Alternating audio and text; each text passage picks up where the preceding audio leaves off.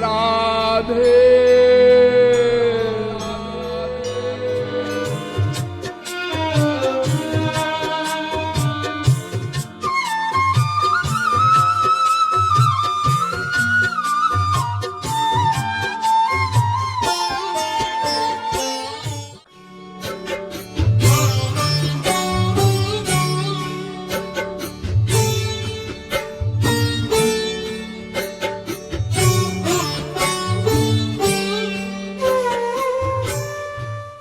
तो यहां पर पाताल क्यों लिखा है? क्योंकि भविष्य में जब भगवान दूध पिएंगे फिर कहेंगे कि चोटी तो लंबी नहीं हुई, तो इसीलिए लिख दिया है कि जब वो कहेंगे कि भाई मेरी चोटी तो लंबी नहीं हुई, तू तो कहती थी कि एक बार दूध पीने से चोटी लंबी हो जाती है, ये तो वैसी की वैसी है, तो यशोदा मैया कह देंगी कि वो पाताल में चली गई है, इसलिए तुझे दिखाई नहीं दे रही है, इतनी लंबी हो गई कि पाताल तक पहुंच गई है, तो आगे के लिए भी सदा के लिए सेफ्टी हो गई। ये है वात्सल्य भाव का रस। इतना अधिकार है यशोदा मैया को, इतना अपनापन है, इतना एकत्व हो गया है जो सख्य भाव में नहीं होता। एक बार भगवान ने मिट्टी खाई। मिट्टी तो वो रोज ही खाते थे। तो एक बार सखाओं ने कहा कि यशोदा मैया आज भी लाला ने मिट्टी खाई है। तो यशोदा मैया को बड़ा बुरा लगा कि ये हर समय मिट्टी खाता है। इतना मैं इसे समझाती हूं कि लाला मिट्टी नहीं खानी चाहिए, जो मिट्टी खाता है उसके पेट में कीड़े हो जाते हैं और फिर उसके पेट में वृक्ष उत्पन्न हो जाते हैं, तो वो वृक्ष नाक से निकलते हैं, कान से निकलते हैं, मुंह से निकलते हैं। ऐसा डराती थी ना यशोदा मैया। देख लाला, तू देखता है ना कि जहां मिट्टी होती है वहां वृक्ष पैदा हो जाते हैं, तो तू मिट्टी खाएगा तो तेरे पेट में पेड़ पैदा हो जाएंगे, वो फिर नाक से मुंह से निकलेंगे। इतना मैं इसको डराती हूं, समझाती हूं, लेकिन ये नहीं सुनता। उस समय तो कह देता है हाँ मैया मैं मिट्टी नहीं खाऊंगा। गंगा की सौगंध, यमुना की सौगंध। बच्चों की जो मेमोरी होती है ना वो थोड़ी वीक होती है, तो उस समय तो बच्चे डर के कारण सौगंध भी खा लेते हैं फिर भूल जाते हैं। तो आज भी श्री दामा ने बताया कि तुम्हारे लाला ने मिट्टी खाई, और बलराम ने भी बताया। यशोदा मैया सोचती है कि बलराम झूठ नहीं बोल सकते। वो क्यों झूठ बोलेंगे? इसका मतलब इसने आज भी मिट्टी खाई है। तो यशोदा मैया एक सांटी लेकर बैठ गई कि ये आएगा तो आज इसकी पिटाई होगी, बहुत बिगड़ गया है ये। अब भगवान बाहर से आए खेलते हुए, झूमते हुए, बड़े खुश कि मैं यशोदा मैया की गोद में बैठूंगा, फिर वो मुझे प्यार करेंगी, फिर मैं उनसे कहूँगा मुझे मक्खन खिलाओ। लेकिन जब देखा कि वो तो बड़े गुस्से में हैं और सांटी लेकर ऐसे बैठी हुई हैं, तो भगवान भागे। अब जब भगवान भागे तो यशोदा मैया ने अपना 2-4 कदम चल के उनको पकड़ लिया और कहा क्यों लाला, तूने मिट्टी खाई?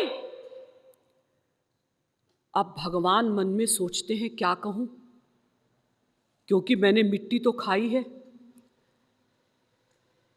अगर मैं कहूं कि मैंने मिट्टी नहीं खाई और इन्होंने कहीं मुंह खुलवा कर देख लिया तो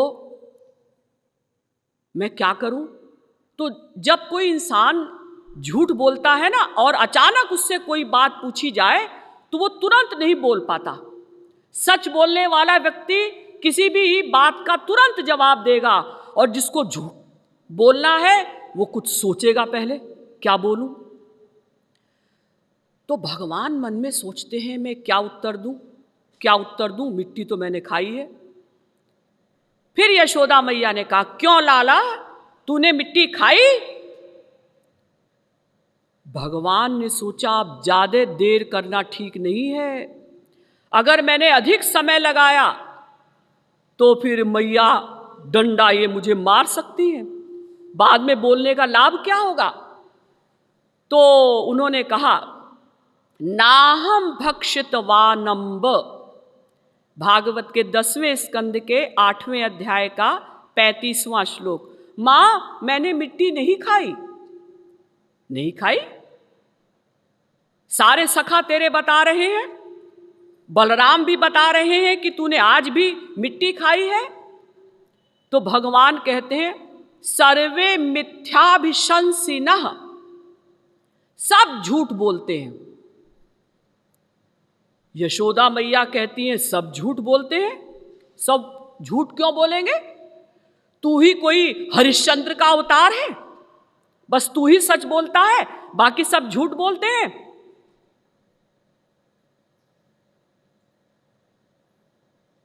अब जब कोई चोरी करता है या किसी का मर्डर करता है तो वो पूरा प्रयत्न करता है, वकील रखता है कि भाई किसी तरह से मैं शायद बच जाऊं। किसी ने किसी का मर्डर किया तो भी वो वकील करता है और वकील के द्वारा दलीलें दिलवाता है कि शायद हम बच ही जाएं। तो भगवान कहते हैं कि अच्छा मैया, एक बात बता कि तुझसे किसने कहा कि मैंने मिट्टी खाई है? किसने कहा? अरे श्रीदामा भी कह रहा था कि तूने मिट्टी खाई है। भगवान कहते, ओ श्रीदामा, अरे मैया वो तो महा झूठा है, तूने उसकी बात पर विश्वास कर लिया। क्यों?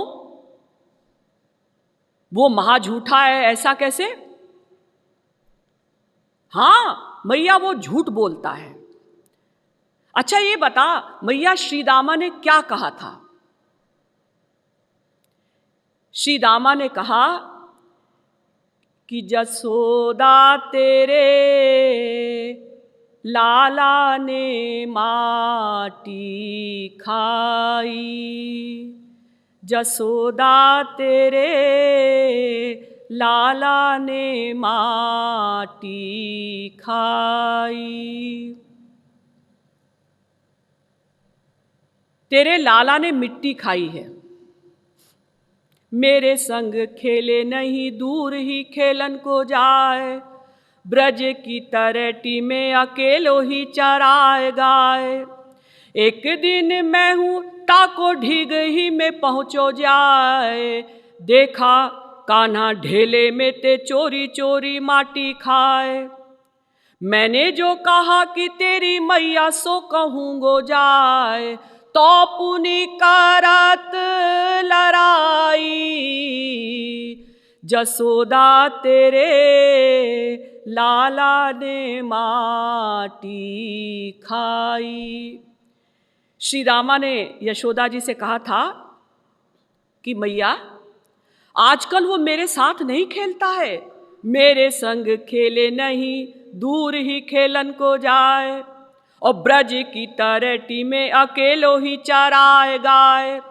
मैं उसका सदा से जोड़ीदार था, वो सदा मेरे साथ ही खेलता था, लेकिन आजकल वो मेरे साथ नहीं खेलता, अकेला ही कहीं खेलता है और ब्रज की तरटी में अकेला ही गाय चराने के लिए चला जाता है। तो मैया एक दिन मुझे शंका हुई कि आखिर ये जाता कहाँ है।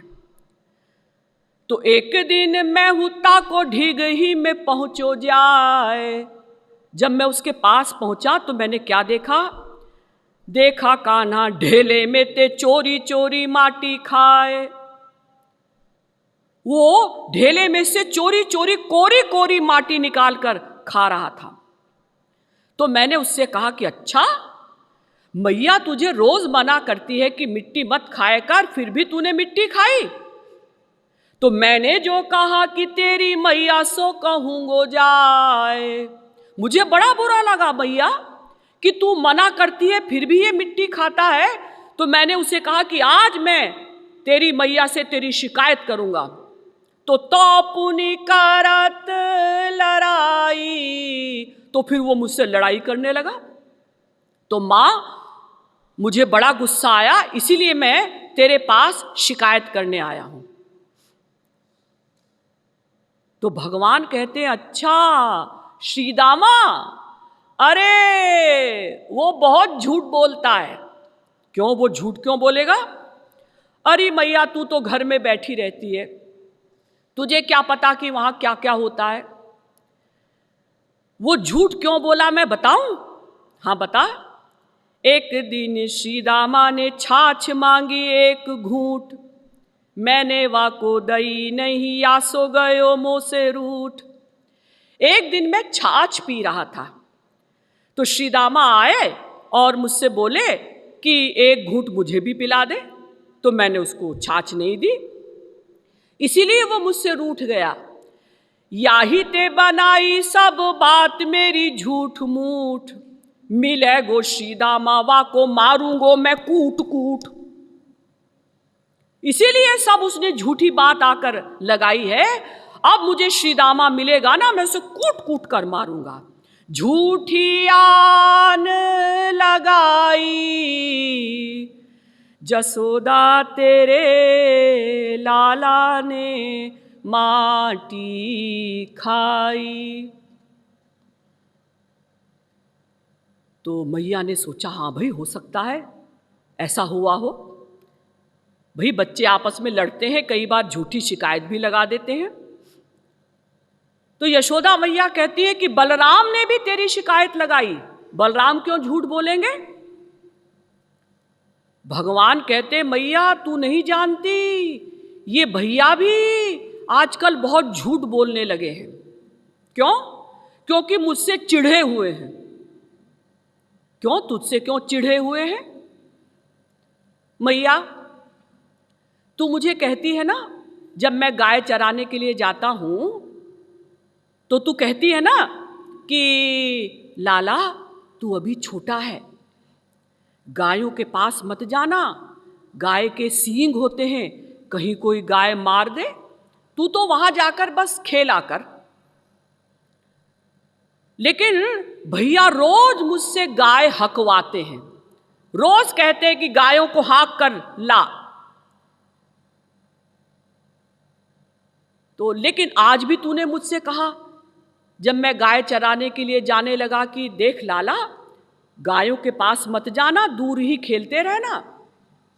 तो आज मैंने निश्चय कर लिया कि रोज रोज भैया मैया की आज्ञा का उल्लंघन करवाते हैं, आज मैं मैया की आज्ञा का उल्लंघन नहीं करूंगा।